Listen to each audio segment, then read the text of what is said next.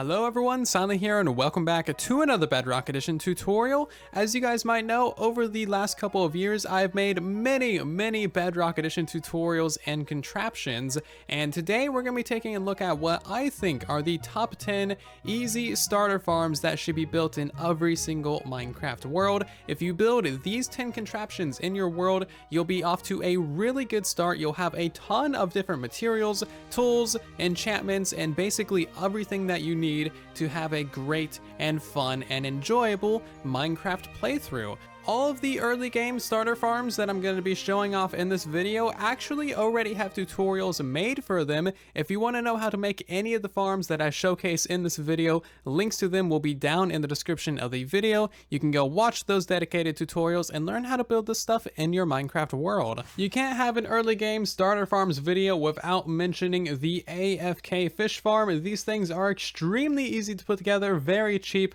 and I would highly recommend this in every single Minecraft world, especially for people trying to get into Minecraft for the first time.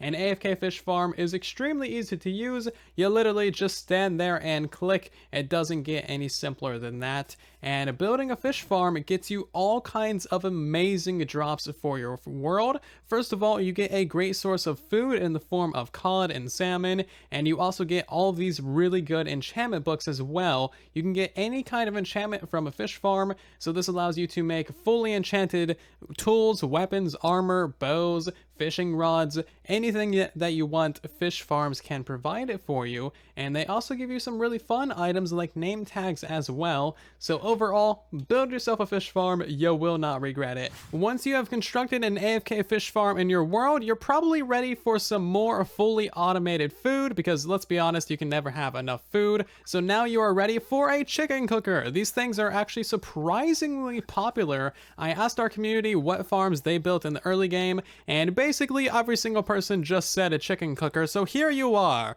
Chicken cookers, build them and you get a fully automatic source of food. These things harvest chickens all the time as you're doing other projects in the world, and as you can see, you get a ton of chicken, which is actually a pretty good food source. You can also turn these into an egg farm if you feel like mixing some pumpkin pie, because let's be honest, pie is the best. Once you have food settled in your world, you're likely ready for an XP farm, in which case you cannot go wrong with a simple skeleton-based farm. This will also give you a ton of different bone meal and arrows as well, and overall give you a great source of experience for your future enchanting.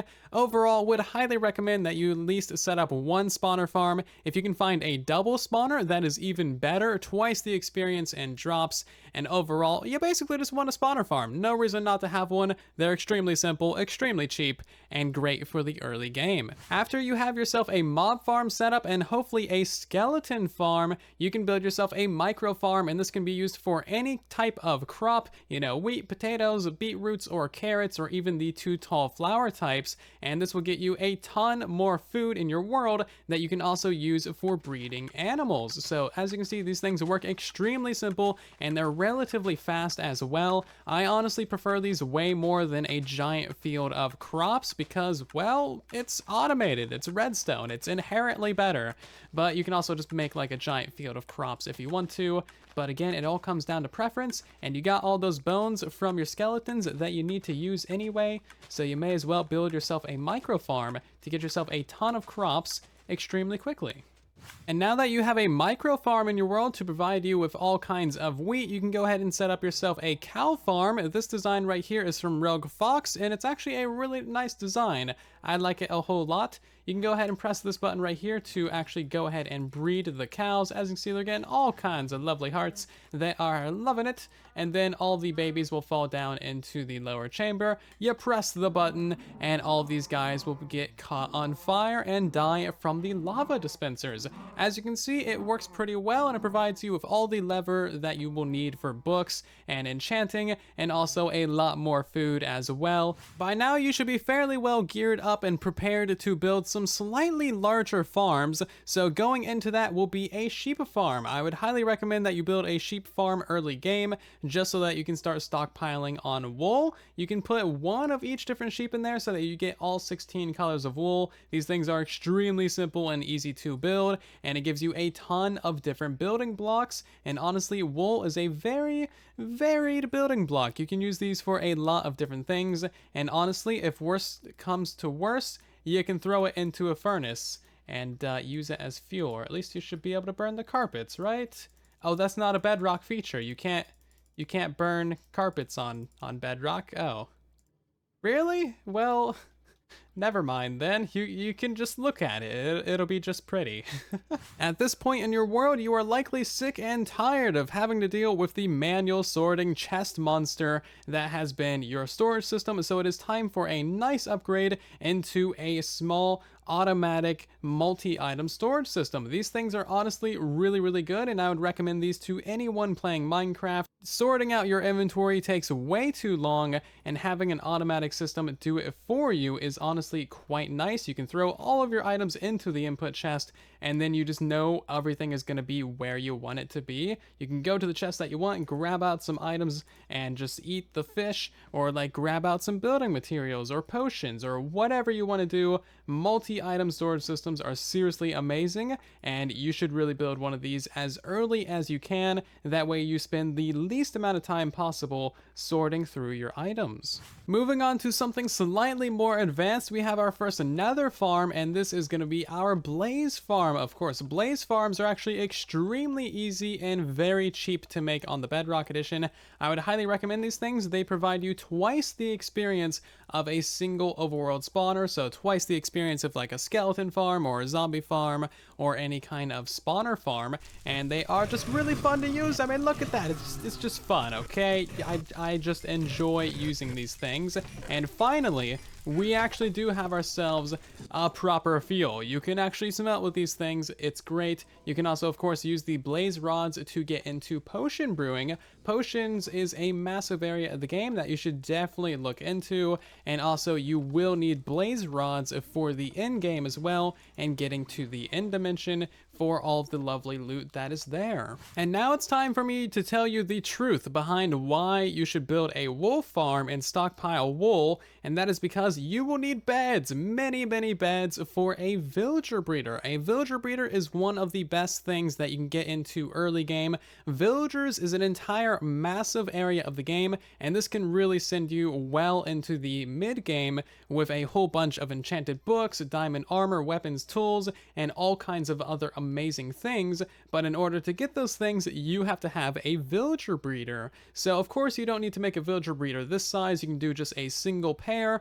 and of course you can cure zombie villagers from your mob farm into villagers, or you can just kind of like kidnap some villagers from a nearby village. Whatever works for you. I would highly recommend getting a villager breeder going. And of course, now that you have a villager breeder, you will need a trading hall as well to trade with all of these villagers. Now be warned, villager trading halls and villager linking in general, and just kind of like villagers themselves, are a mild pain in the butt. So if you're new to Minecraft, you might not want to get into them immediately, but if you have some experience with villagers, getting a trading hall going is a great idea, because then you can trade with all these guys all you want, and they can give you some really awesome trades, such as mending books for extremely cheap. Basically any kind of enchantment book in the game you can buy from a villager, and it's really awesome.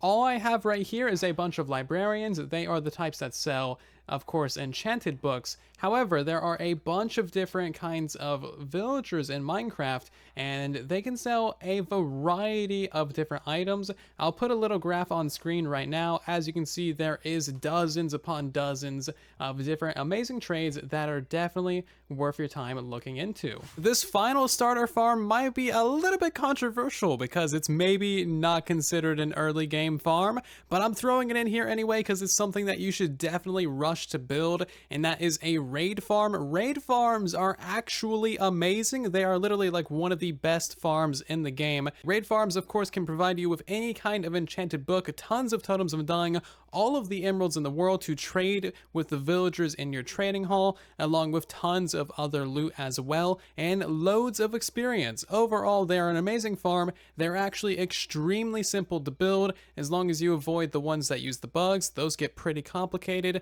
but overall, they're amazing, and you definitely want one as soon as you possibly can. Thank you ever so much to TK for requesting this video and more. TK is a patron of ours on Patreon, and without our patrons, this channel would not exist at all. So thank you very much, TK, for your support, helping the channel grow and survive and thrive and be amazing in general. If you would like to support the channel and get a bunch of different rewards, check out Patreon. The links are everywhere. As an added bonus, I'm also going to include a tutorial on how to link nether portals down in the description of the video. If you don't know what you're doing, nether portals can be really complicated and over dramatic. However, once you understand how they work, it's actually a really simple process, and being able to link them perfectly will help you travel vast distances across your Minecraft world. Overall, would highly recommend you check it out if you don't know how nether portals work. Did I miss any starter farms in this video? Probably, but let me know with a comment section down below what other farms you would recommend to new Minecraft players.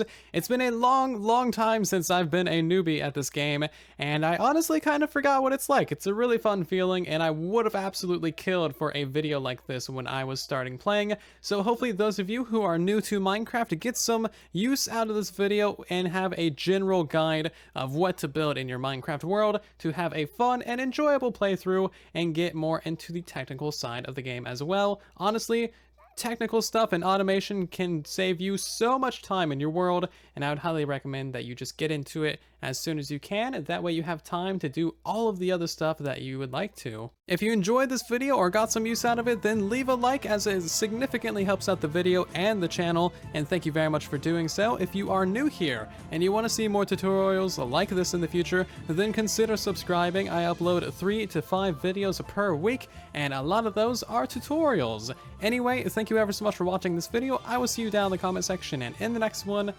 And then there was silence.